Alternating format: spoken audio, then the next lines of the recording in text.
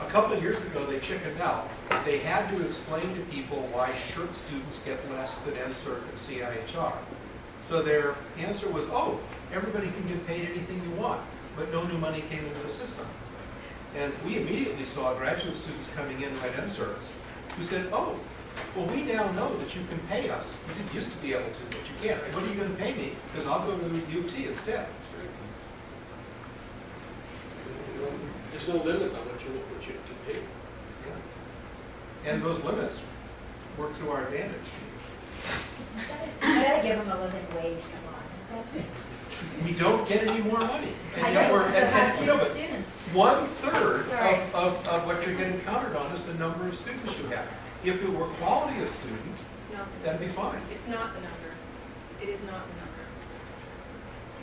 I have a question about the HQP on the CCB. There's a slight inconsistency in the way it's treated with the verbiage for the writing of the proposal. On the CCB, it asks you to just indicate HQP that is students, right? The pull down and the publications, right? It says asterisk them if they're students. But in general, we consider PDFs Absolutely. HQP. Yeah, absolutely. So, I mean, I've overridden that. I assume that this Yeah. hasn't come up as a flag. No. Okay. I would assume even if they're a technician at that time, if they're on a paper, they're a trainee. I think that's the intention. And I wouldn't be worried about being called. Follow-up to that, the discussion at the end is that the verbiage in CCB is student postdoctoral supervision. And the answer at CCB doesn't give you the option to put in technical stuff. But in the publication section, you can put an asterisk for, your students, postdocs, and your technicians. But there's no place in answer CCB for your technicians.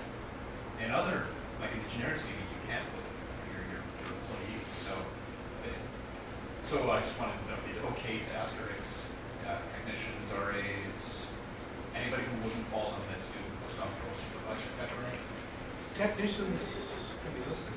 That's HQP. Research assistant. No, that's the answer. If you do the answer CCB, you can only list the research associate, not the research engineer or technician. Yeah. Don't ask me why. Okay. We would see most people interpret that category broadly and include, You have to put down a graduation date for research associate in the answer CCB.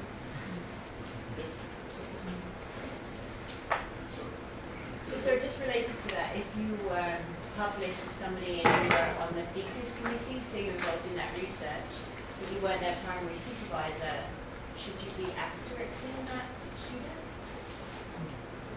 That's not really a direct supervision, right? If it's supervision or co-supervision, those would count. But I guess if it's like a committee member, we don't usually consider that a full student supervision. So it's not really. you could make a case in your narrative about a special level of involvement with a particular project, but by the rules, unless you're formally a supervisor or co-supervisor, they don't go in your CCB. I mean, it's just often that you, on a committee, on student committee graduate, you would have more involvement than maybe you would if it was an undergraduate student who's an RA, in terms of time commitment at the very least. But, Use the free flow text to your advantage and make the case. We read it.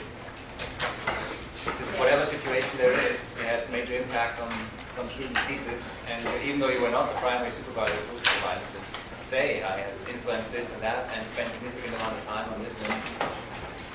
It forms the picture. It forms the overall impression.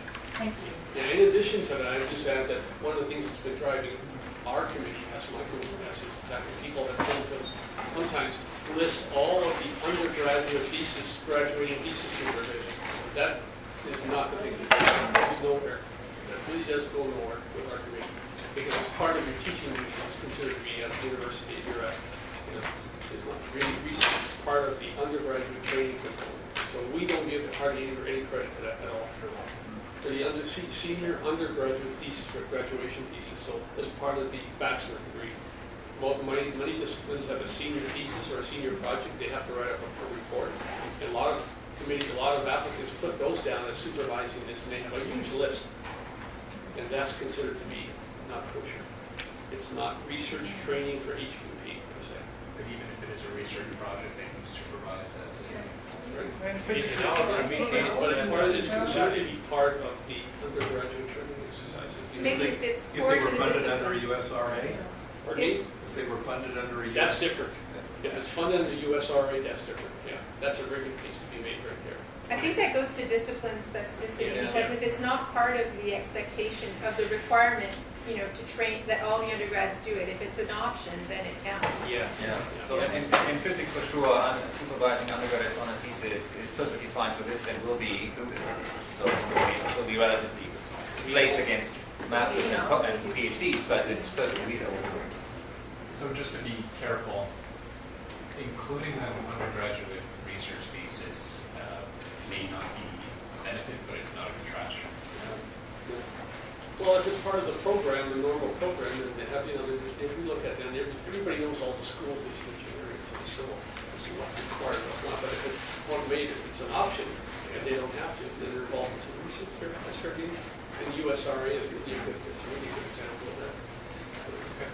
So, yeah, we have a few questions. Just a quick question, in terms of what is a supervision and co-supervision, how does if your primary supervisor, is that a supervision or co-supervision?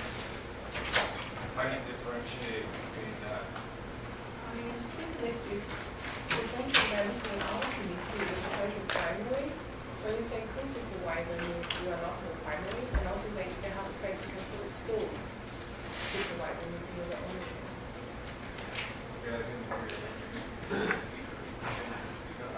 Well, we ask our applicants to make a distinction between primary, secondary, even tertiary supervisor. Who is the person responsible for the person coming in to work on the project, paper trail, basic funding, and so forth? But when you see people, okay, I need a co-supervisor on this work from a different area, and so forth, software or whatever, that's fine. But they have to state specifically who is the primary supervisor of this master's student or doctoral student, and so forth. So in our case, we have three categories. One is so you are the only supervisor, and primary means you have a co-supervisor, but you are the primary, and then co-supervisor means you are not the primary for your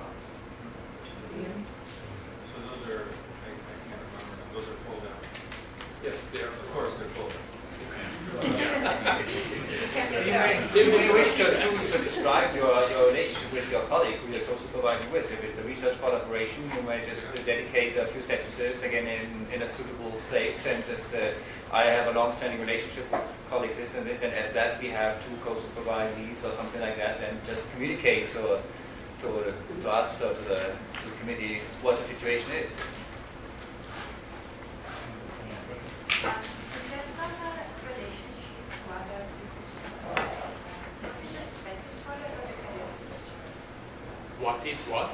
What is expected for the early career researcher? For example, maybe, I don't know, a person is collaborating on the research funding, but this is one of the first, this is the first research funding to which the person is applying as assistant professor.